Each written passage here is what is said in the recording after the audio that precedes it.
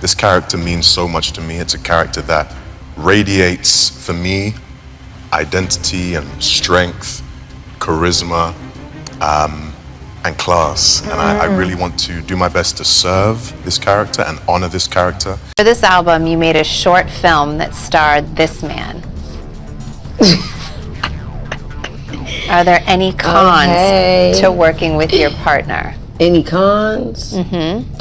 I think the only con is that I couldn't just take him down anywhere I wanted. No man wants to be second to a woman who has kids. Is this a thing? Like, do y'all feel like if you date a single mom that you are second to her kids? And what is it that causes you to feel this way? We got to understand that Teyana Taylor was coming from a failed marriage, and Aaron Pierre obviously had something going on when they got together. I don't know if he was done with it or he was right in the midst of it, but he had something going on. With that being said, I feel like they were both just trying to come out on the rebound, and that's exactly what they did. And then once that honeymoon phase was over, it was kind of like, you're all right. You know what I'm saying? You ain't my forever. You're all right. What happens when a celebrity relationship looks perfect on the outside but collapses almost as fast as it appeared? 1 minute, the internet is celebrating a new couple, analyzing every photo, every smile, every public appearance. The next minute, the silence hits. No more sightings, no more energy, no more "we're so in love" moments. And suddenly, everyone wants answers. It was February 2025 when Teyana Taylor stepped back into the dating spotlight, this time alongside British actor Aaron Pierre. For many fans, this pairing felt unexpected, intriguing, and even symbolic. Teyana, coming off a highly publicized divorce, appeared to be entering a new chapter. Aaron Pierre, a rising star with growing industry attention, was suddenly everywhere. Red carpets, social media clips, whispered conversations. When people saw them together, openly affectionate, the message seemed clear. This was real. Or at least that's what it looked like. But here's the thing about public relationships, especially celebrity ones. What we see is rarely the full story. And what starts loudly can end quietly.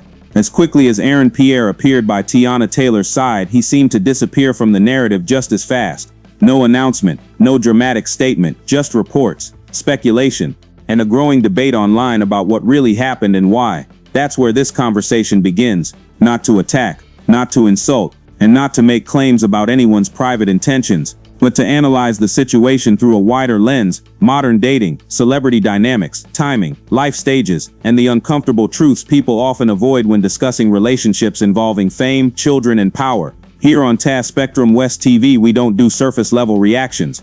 We break things down. We ask the questions people are already thinking but rarely slow down enough to examine honestly. By the end of this video, the goal isn't to pick a side, it's to understand why this situation struck such a nerve, why so many people are emotionally invested, and why stories like this keep repeating themselves in celebrity culture.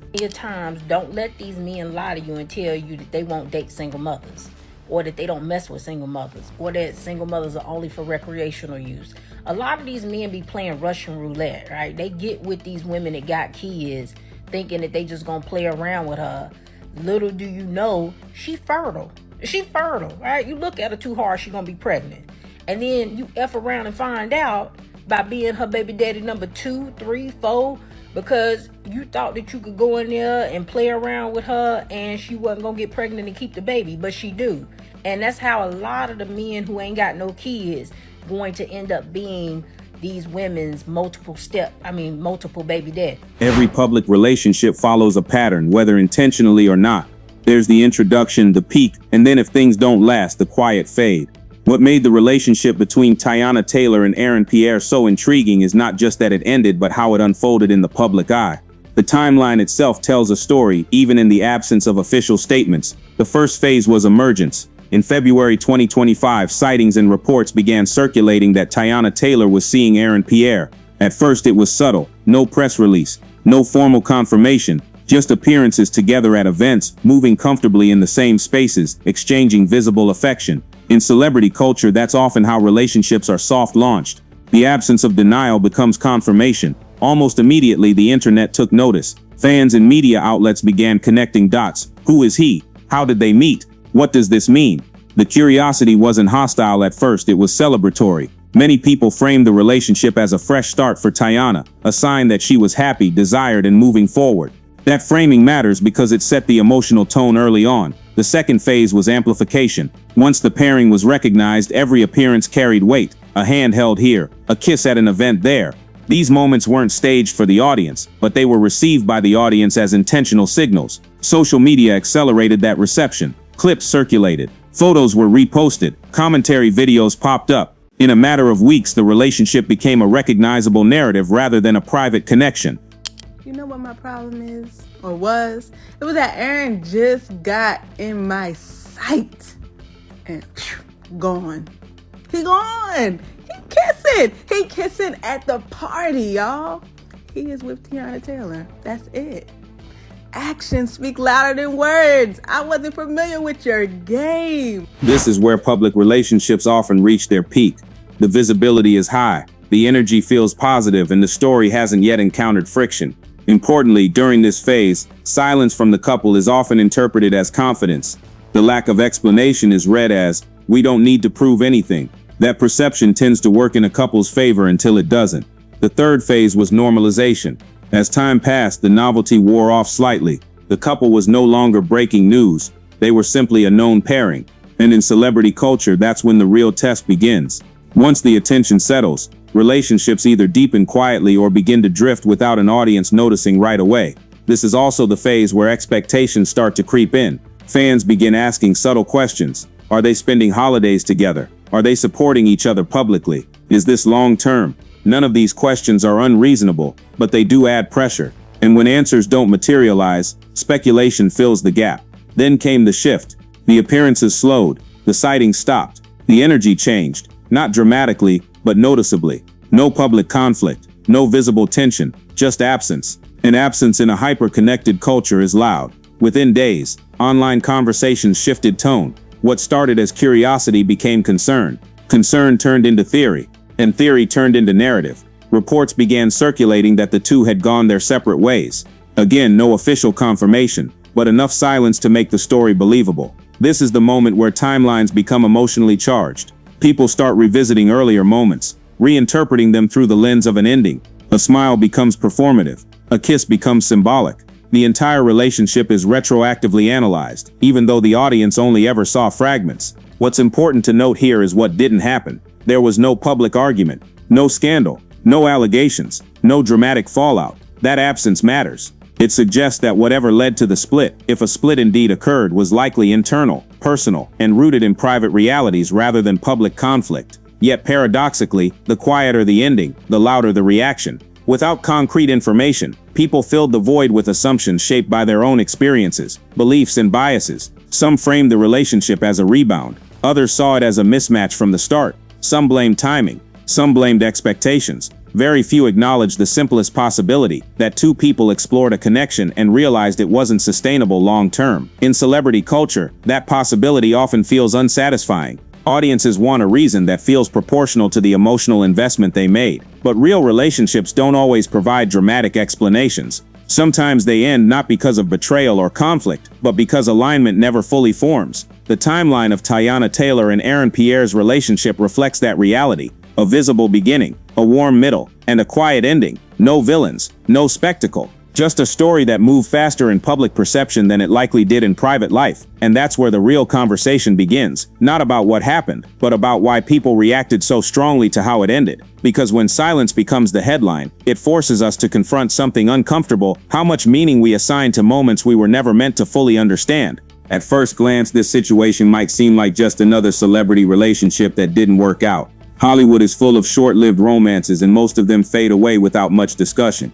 But this one didn't. And the reason it didn't is because it sits at the intersection of several conversations people are already having about relationships, timing, fame, power, and expectations in modern dating. This story matters now because it reflects a shift in how relationships are formed, consumed, and judged in the age of social media. We are living in a time where visibility is often mistaken for stability. If a couple appears happy in public, people assume they're solid in private. And when that image collapses, it feels jarring, almost personal to the audience watching from the outside. Teyana Taylor is not just any celebrity. She represents a certain cultural ideal: talented, resilient, creative, outspoken, and admired for navigating both career and motherhood in the public eye. Many fans don't just like her, they identify with her. So when she appears to move on after a very public marriage and divorce, people project hope onto that new relationship. They want it to work not just for her but for what she represents. Aaron Pierre, on the other hand, represents something different but equally powerful in the cultural imagination. He's a rising figure, someone whose career is moving upward, whose visibility is increasing, and whose options appear to be expanding. When someone like that enters a relationship, people immediately start asking questions about intention, longevity, and balance. Not because it's fair, but because that's how public narratives work. What makes this situation especially timely is the broader conversation happening around modern relationship expectations. Today, people are delaying marriage, prioritizing careers, navigating blended families, and redefining what commitment looks like. At the same time, social media accelerates everything. Relationships that might have developed slowly and privately are now scrutinized in real time. Every appearance becomes evidence. Every absence becomes a headline. This is also happening at a moment where discussions about dating dynamics, particularly involving successful men, accomplished women, and single parents, are louder than ever. Podcasts, comment sections, and viral clips are constantly debating who has leverage, who is settling, and who is wasting time. When a celebrity relationship appears to confirm or challenge these narratives, it becomes a lightning rod. Another reason this story resonates right now is emotional fatigue. Many people watching are navigating their own relationship disappointments. They see a famous, successful woman still facing romantic uncertainty and think, if it can happen to her, what does that say about the rest of us? That's not gossip, that's relatability. And relatability is what keeps stories like this alive long after the headlines move on. Timing also plays a crucial role. This relationship emerged shortly after a major life transition for Teyana Taylor. In moments like that, audiences pay closer attention. They analyze choices more deeply. They read meaning into outcomes. Whether that's fair or not, it's reality. And when things don't last, the conversation quickly shifts from celebration to post-mortem. Finally, this story matters because it exposes how quickly narratives are built and dismantled without full information. Most of what people are reacting to is speculation layered on assumption, layered on personal bias. That doesn't make the conversation meaningless, but it does make it revealing. It shows how society talks about love, worth, timing, and expectations when fame removes privacy from the equation. This isn't just about two people who dated and went their separate ways. It's about why so many people care, why emotions run high, and why this situation feels bigger than it actually is. And that's exactly what we need to unpack next. To understand why this relationship sparked so much reaction, we first have to understand who Teyana Taylor is beyond the trending topics, blog headlines, and social media debates. Because the truth is, people weren't just reacting to a breakup rumor, they were reacting to the idea of her story, her journey, and what many believe this new chapter was supposed to represent. Teyana Taylor has always occupied a unique space in popular culture. She's not just known for one thing. She's not boxed into a single lane. Over the years, she's built a reputation as a multi-talented creative singer, dancer, actress, director, fashion figure, and cultural tastemaker. Her appeal has never been about chasing mainstream validation alone. It's been about authenticity, confidence, and self-expression. That's why her fan base is deeply loyal. People don't just follow her career, they root for her life. From early on, Teyana was seen as someone who came into the industry young and had to grow up in public. That matters. When someone matures in front of an audience, people feel like they've watched the evolution firsthand. Every success feels earned. Every setback feels personal. So when she transitioned into marriage, motherhood, and eventually divorce, the audience didn't just observe, it emotionally participated. Her marriage to former NBA player Iman Shumpert was highly visible. To many, they represented a modern power couple, creative, athletic, stylish, and seemingly aligned. They shared moments that felt intimate yet public. Family scenes, interviews, reality-style glimpses that made people feel like they knew them. When that marriage ended, it didn't just signal a personal separation, it marked the closing of a chapter that fans had invested in for years. After the divorce, Teyana became in the public eye a symbol of resilience. She was praised for how she handled the transition, maintaining her career, focusing on her children, and presenting strength rather than bitterness. For many women watching, especially those navigating similar life changes, her story felt affirming. It suggested that reinvention was possible, that life didn't end after a major emotional shift, it evolved. That context is crucial, because it explains why her next relationship carried so much weight. When Teyana Taylor appeared publicly with Aaron Pierre, it wasn't seen as casual, it was interpreted as intentional, as a statement. Whether that was fair or not, that's how audiences framed it. They viewed it as her next era, not just her next date. Another layer that complicates public perception is motherhood. Teyana is very open about being a mother, and that visibility shapes how people interpret her choices. In celebrity culture, motherhood often becomes part of a woman's public identity in a way that fatherhood rarely does for men. It influences how audiences judge relationships, timing and expectations, sometimes subconsciously, sometimes explicitly. Yet it's important to pause here and stay grounded. None of this means Teyana Taylor owes anyone a perfect relationship. She doesn't owe fans a fairy tale. She doesn't owe the public permanence. But because she represents strength, growth, and creative independence, people project ideals onto her. They want her relationships to reflect the values they admire in her. And when reality doesn't align with that projection, disappointment turns into debate. What also gets overlooked is that Teyana has always been outspoken and self-directed. She's never been someone who molds herself to fit public comfort. That independence is part of her appeal, but it also challenges traditional expectations of how women are supposed to move after divorce, especially in the public eye. When she dates, it's scrutinized. When she moves on, it's analyzed. When things don't last, it's dissected. So before we even talk about Pierre or relationship dynamics or timing, it's important to recognize this. The intensity of the reaction has less to do with what happened, and more to do with who people believe Teyana Taylor is and what they believe her story should look like. And once you understand that, the rest of the conversation starts to make a lot more sense. To understand why this relationship sparks such intense discussion, we also have to examine Pierre, not through rumors or assumptions, but through context. Because much of the conversation surrounding this situation isn't really about personality or intent, it's about position. Where someone is in life matters just as much as who they are. Pierre entered the public consciousness differently than Teyana Taylor did. While Teyana grew up in the spotlight, Aaron's rise has been more gradual and career-focused. He's known primarily for his acting work, particularly roles that positioned him as serious, disciplined, and artistically intentional. He didn't become visible through controversy or spectacle. His visibility came through craft, and that distinction shapes how audiences perceive him. By early 2025, Pierre was widely considered a rising star, not fully saturated, not overexposed, but clearly on an upward trajectory. That stage of fame is important. When someone is still ascending, their choices, professional and personal, are often interpreted through the lens of momentum. People ask questions like, is this helping or distracting?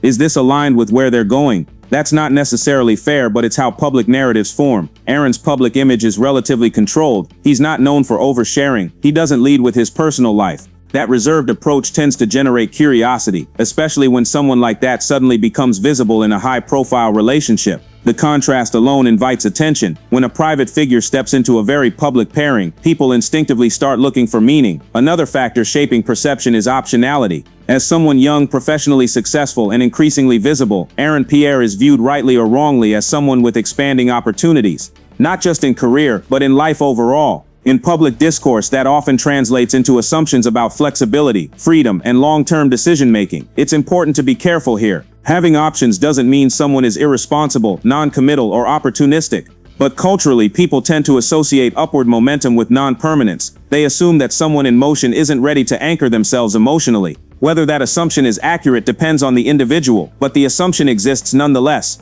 Age also plays a subtle role in perception. At 31, Pierre is often seen as being in a building phase of life, a phase where identity, priorities, and future direction are still being shaped. Again, this doesn't mean a lack of maturity. It means that society often grants more narrative flexibility to men at that stage, especially men whose careers are accelerating. When he was seen publicly with Teyana Taylor, audiences immediately began framing the relationship through contrast. Established versus emerging, experienced versus ascending, rooted versus mobile. Those binaries may be oversimplified, but they're powerful in shaping public interpretation. Another layer that influenced conversation was unfamiliarity. Many fans who knew Teyana well didn't know Aaron at all. When audiences don't have emotional context for one half of a couple, they fill in the gaps with assumptions. Silence becomes speculation, neutrality becomes mystery, and mystery in the internet age rarely stays neutral for long. What's also worth noting is that Pierre didn't publicly define the relationship. He didn't narrate it. He didn't frame it. That absence of commentary created space for others to do it for him. And once narratives are externally constructed, they take on a life of their own, often detached from reality. From a YouTube-safe analytical standpoint, it's important to say this clearly. We do not know Pierre's intentions, emotional capacity, or private decision-making process, and pretending otherwise would cross from analysis into fiction. What we can analyze is how his public position influenced how people interpreted the relationship, and how quickly those interpretations hardened once things appeared to end. In many ways, Aaron Pierre became a symbol rather than a person in this story. A symbol of youth, of momentum, of choice, of uncertainty. And when a relationship ends, symbols tend to absorb blame, projection, and expectation far beyond what facts can support. Understanding that distinction is critical, because without it, the conversation quickly turns from thoughtful analysis into emotional accusation. And that's not what this breakdown is about. What matters here is not whether Aaron Pierre was right or wrong. What matters is how his position in culture shaped the story people told themselves about this relationship, and why that story spread as quickly as it did. And once we place both individuals in proper context, the next question becomes unavoidable. How did these two very different life trajectories intersect, and why did that intersection generate so much noise? And that's where we'll wrap this one up. As always, this story continues to spark conversation, mixed reactions, and strong opinions across the internet. Whether you agree, disagree, or feel somewhere in between, one thing is clear: pop culture is constantly evolving, and moments like this remind us how fast narratives can change. If you enjoyed this breakdown and want more balanced, well-researched celebrity and entertainment stories, make sure you like this video. It really helps the channel grow. Subscribe to Taspectrum West TV for consistent updates on trending topics, hip-hop culture, and celebrity news you won't want to miss. Also, drop your thoughts in the comments respectfully. We read them all. Thanks for watching. Stay informed, stay curious, and I'll see you in the next one.